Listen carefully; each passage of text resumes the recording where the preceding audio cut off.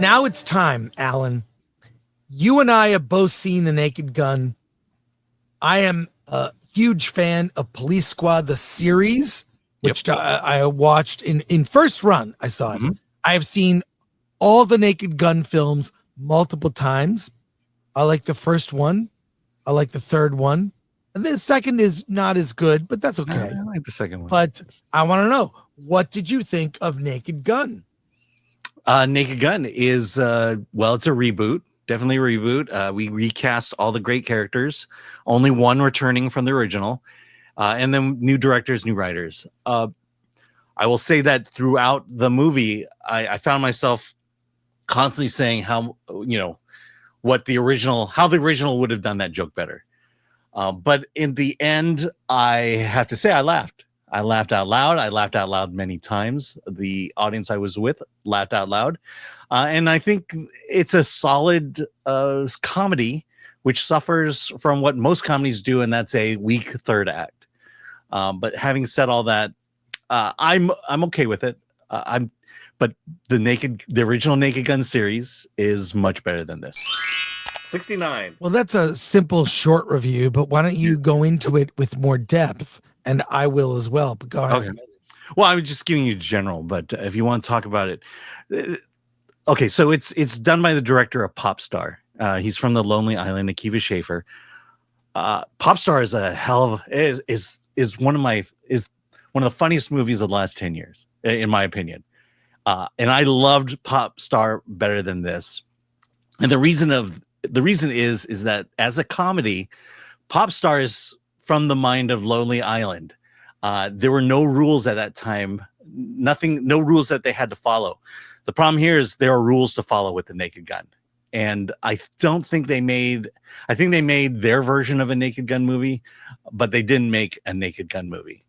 I think Liam Neeson's okay, but like I said, I'm having a hard time reviewing this movie without comparing it to the original. And I think that's unfair. This is the Akiva Schaffer version of the Naked Gun. It's not the David Zucker version. The two are very different, and the two approach it from different viewpoints. And I think it's weaker because Akiva Schaffer is bound by the rules of the Naked Gun, which doesn't allow him to really, he attempts to tell the same style of jokes of the original rather than just creating his own cop comedy, which I think he could do. And so I think when it comes down to it, I laughed. I had a good time. There's nothing really wrong with the film. So I would recommend it, but hell, go see The Naked Gun instead. The original. Well, no. Strong recommend from me. I saw it with a packed audience that was laughing from the beginning to the end. Let me tell you the things that are strong about it. Pam Anderson and Liam Neeson are phenomenal. They not only have great chemistry, they understood the assignment. Liam Neeson was born to do this because of his deadly serious Taken roles. And he's done so many movies that are a ripoff of Taken. He's goofing on his previous films as well as, taking up the mantle of Frank Drebin in this. Yeah, you're saying he understands the requirements of making a spoof movie, and he did it well. Which is to play it deadly seriously. He's willing to, you see him in that course, the little schoolgirl outfit in the beginning. That's that opening scene, which unfortunately I think some of the things that ruin it are the trailers. Ruined a lot of the jokes, unfortunately. But Pam Anderson and Liam Neeson are so good. When they have that infrared, binoculars and you see them, it looks like they're doing naughty things with a dog. It is just over the top. Yeah, but spoiled in the commercials. The audience lost it. It was wall-to-wall funny, and it followed the rules, as you said, the style of humor, and it works. I do think it got a little crazy with there's a nod to Mission Impossible in it. It was clever, but Naked Gun should be more about police work, I think. So I loved it. It was also short. It's like 80 minutes, 85 minutes with credits. By the way, there's a post-credit scene There are jokes in the credits. We Yeah. stayed and watched. It was great. It said on-set dressing, vinaigrette, ranch, French. Like there's so many jokes in the credits. They made fun of credits, but the main story ends in like an hour and 15 minutes. It did like what it did was it knew it did not overstay its welcome. Mhm. It knew when to end. I think the biggest flaw, because I recently watched the Naked Gun films, Yeah. the biggest flaw is no supporting cast. Paul Walter Hauser is great. But he's a straight man He's a movie. straight man. Everyone else, freaking O.J. Simpson was so funny in the original. George Kennedy, so good. The rest, he had other people in the cast who were funny to work off of. The supporting cast doesn't have much to do in this. They really missed out. And I feel like they cut it back. Yeah, I mean that's my point is when they try to do Naked Gun jokes, it's not as funny as the Naked Gun jokes. You talk about the credits. There's a scene during the credits when the music plays and everyone is frozen on screen. This is a classic from the television series. Right, from the TV series. But the thing is they call out the joke. They totally ruin the joke. They don't make it funny. Just watch the end credits of all 6 episodes of the television show, and it was brilliant the way they played with that end scene. The credits were funny, but Airplane started all that. Look, I'll just say comedy nerds like you and maybe Paul Chano are gonna pick it apart. I had so much fun watching this. It was a blast. Now, I mean, don't get me wrong. I recommended this movie. I laughed. I mean, that's number one. Recommend. Right, but the number one requirement of a comedy is I laugh, and if I laugh out loud, even better. And I did. I laughed at this movie. I laughed out loud at this movie. But I've seen better, and I've seen better Naked Guns, and so. Again, what they should have done was just allow the Lonely Island guys to create their own police comedy.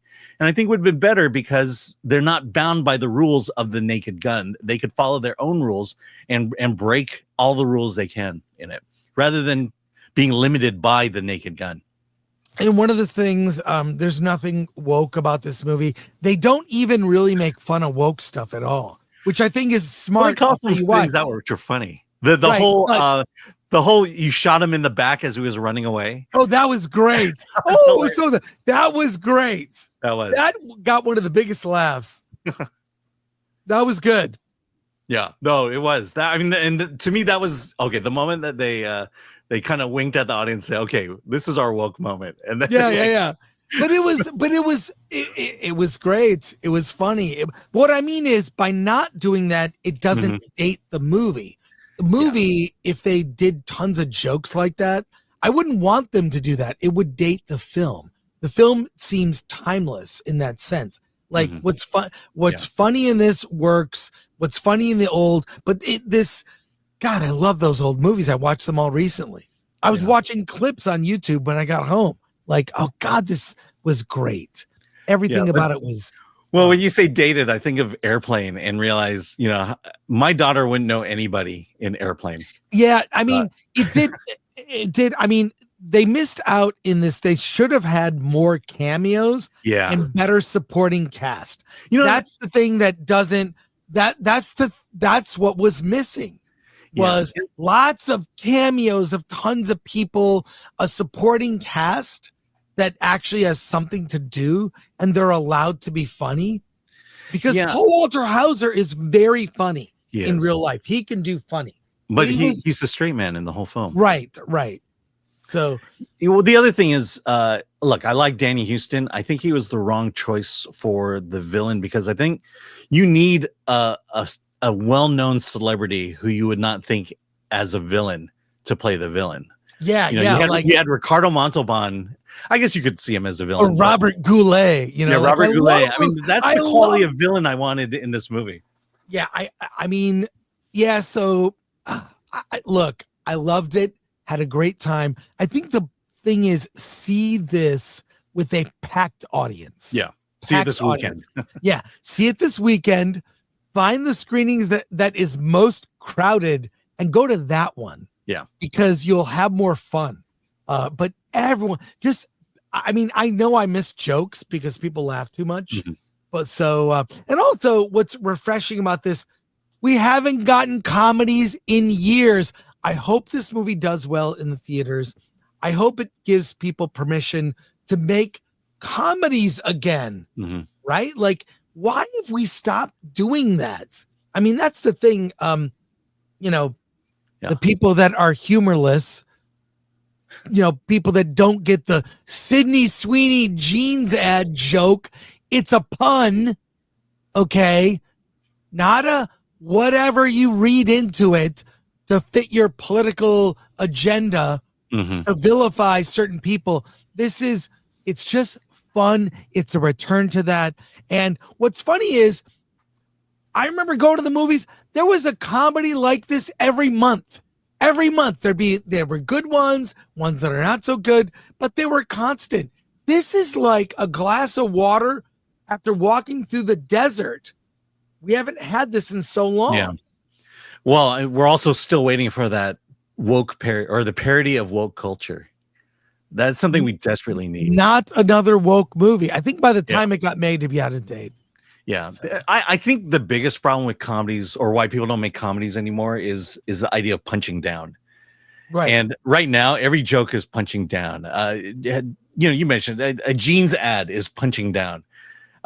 For some reason, we listen to the people who are offended by jokes that appear to be, at the expense of people who are lower than them.